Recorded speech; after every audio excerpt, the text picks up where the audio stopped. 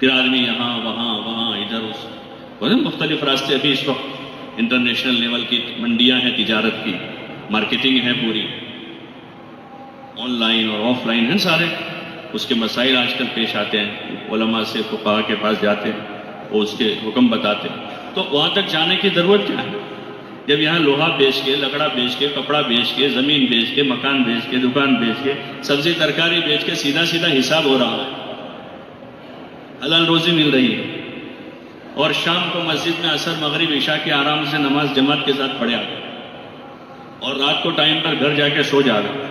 رات میں اللہ توفیق دے تہجد پڑھے, فجر کی نماز با جماعت. تو اس سے اچھی زندگی کون سی؟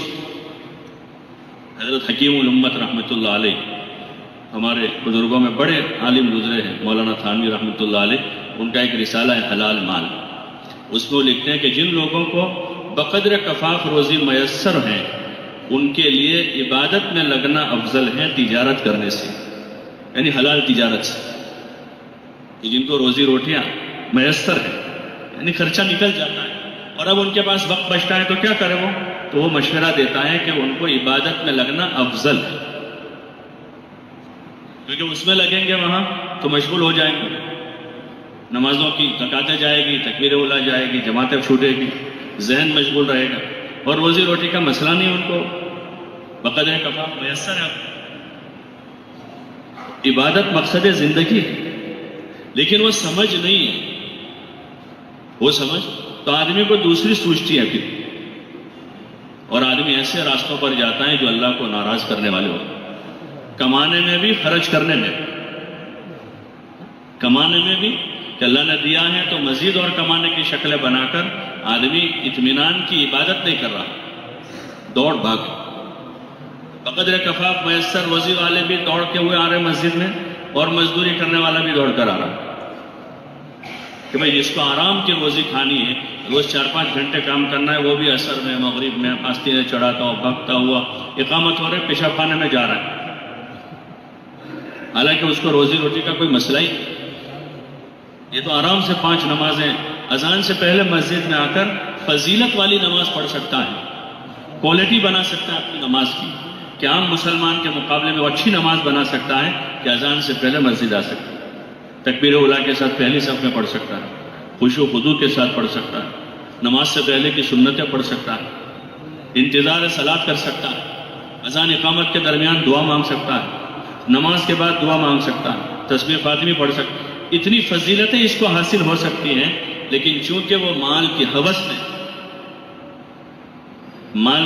نے ان ساری فضیلتوں سے آدمی کو محروم رکھا ہے. آخرت کے اعتبار سے اتنی کوالٹی کمزور ہو جائے گی, اور جو مال ملے گا وہ میراث میں تقسیم ہوگا, بڑی بے رحمی سے تقسیم ہوگا,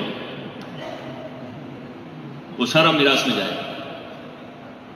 یہ سارا کر کے, سارے جتن کر کے اپنی عبادت کی کوالٹی کمزور کر کے جائے گا, اور جو مال حاصل ہوا ہے وہ مال میراث میں تقسیم ہو جائے گا. اس کا کچھ نہیں.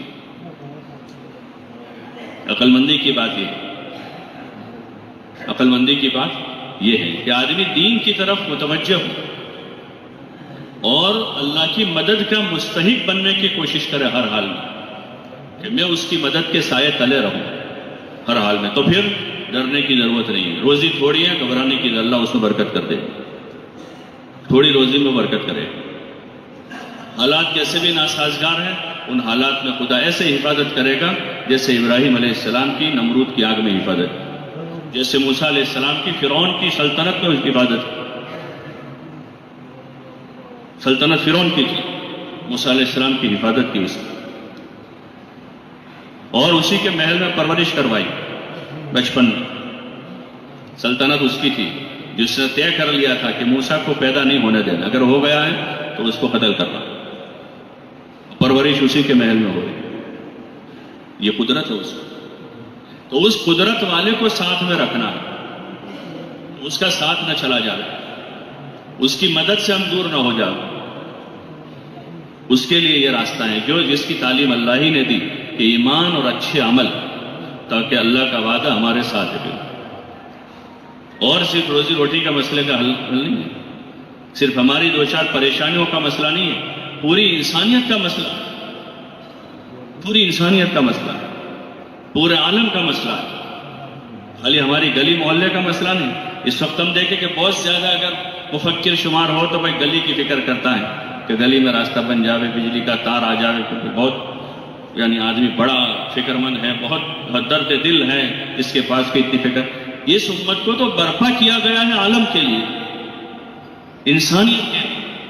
کنتم خیر امت اخرجت للناس، ایک بڑے مقصد کے لیے نکالا گیا ہے، ایک بڑے مقصد کے لیے نکالا گیا، اور للناس ہے کہ پوری انسانیت کے لیے نکالا گیا، اور انسانیت کے واسطے یہ فکر کرے کہ ہر آدمی اس اللہ کی عبادت کرنے والا ہو جائے، اس پر ایمان لانے والا ہو جائے۔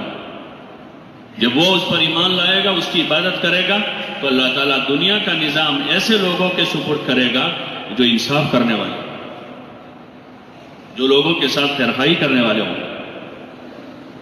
جو لوگوں کا بھلا چاہنے والے ہوں، جو لوگوں کا بھلا چاہنے والے ہوں، جو حقیقت میں، جن کے دلوں میں حقیقت میں ہمدردی اور خیرخواہی ہو۔ ورنہ اس وقت کے جو ہمدردوں کا حال، وہ ایک لطیفہ کسی نے لکھا کہ اس وقت کے ہمدردوں کا حال یہ ہے، ایک پریشان حال آدمی بیچارہ ایک کمرے میں رہتا تھا، 5-6 بچے تھے، مکان بہت تنگ تھا، تو کسی ایسے خیرخواہ کے پاس گیا اور اس سے کہا کہ بھائی میرا کچھ کرو، میرا گھر چھوٹا ہے، بچے زیادہ ہیں، تکلیف بہت ہے مجھے، میری کوئی مدد کرو۔ تو اس نے کہا ایک کام کر، تو ایک گدھا خرید لے۔ کیا کر لے تو؟ ایک گدھا، اور اس گدھے کو بھی اس کمرے میں باندھ دینا اپنے ساتھ، اور پھر جو ہے 20 دن کے بعد میرے پاس آ۔ تو اس نے گدھا خریدا اور کمرے میں باندھا۔ 6 بچے تو پہلے سے تھے، تو کمرے میں بھیڑ ہو گئی۔ 20 دن کے بعد ہو گیا کہ بھائی صاحب آپ نے کہا، آپ کی ہمدردانہ مشورے پر میں نے عمل کیا اور گدھا خریدا، تو میرے کمرے میں تو بھیڑ اور زیادہ ہو گئی۔ تو اس نے کہا ایک کام کر، ایک بکری خرید لے اور اس کو بھی اسی کمرے میں باندھ دے۔ پھر 20 دن کے بعد میرے پاس آ، تو پھر بھی وہ بکری خریدی، اندر باندھی اور گیا۔ اس نے بھائی پریشانی اور بڑھ گئی میری، تو 6 تھے، وہ 7واں آیا یا 8واں آیا۔ پھر اس نے کہا کہ ایک کام کر کہ ایک مرغی بھی خرید لے، اور پھر 20 دن کے بعد میرے پاس آ۔ تو پھر گیا 20 دن، بھائی وہ تو مسئلہ اور کم تھا، تو یہ صبح شام کودتی رہتی اندر گھر میں۔ پھر گیا 20 دن کے بعد، تو اس نے کہا ایک کام کر، گدھا بیچ دے۔ تو گدھا بیچا اور پھر گیا، اب تھوڑی راحت ہوئی۔ پھر گیا بولا وہ بکری بھی بیچ دے، تو بکری بیچے، بولے اور تھوڑی ہو گئی۔ پھر گیا تو مرغی بھی بیچ دے کہ اب تھوڑی راحت ہوگی، اب تھا تو وہیں جہاں تھا پہلے سے۔ یہی حال ہے سب دنیا میں کہ یہاں وہ دھندا یہ شروع کر دے، اب اس میں بھی 25-50 کا قرضہ ہوا، پھر کہا ایسا چلو تم اب ادھر بھی پارٹنرشپ کر لو، اور پھر نتیجہ یہ ہوتا ہے کہ وہ سارے قرضے چکانے کے لیے مونڈی بھی جاتی ہے، یا کبھی گھر بیچنا پڑتا ہے۔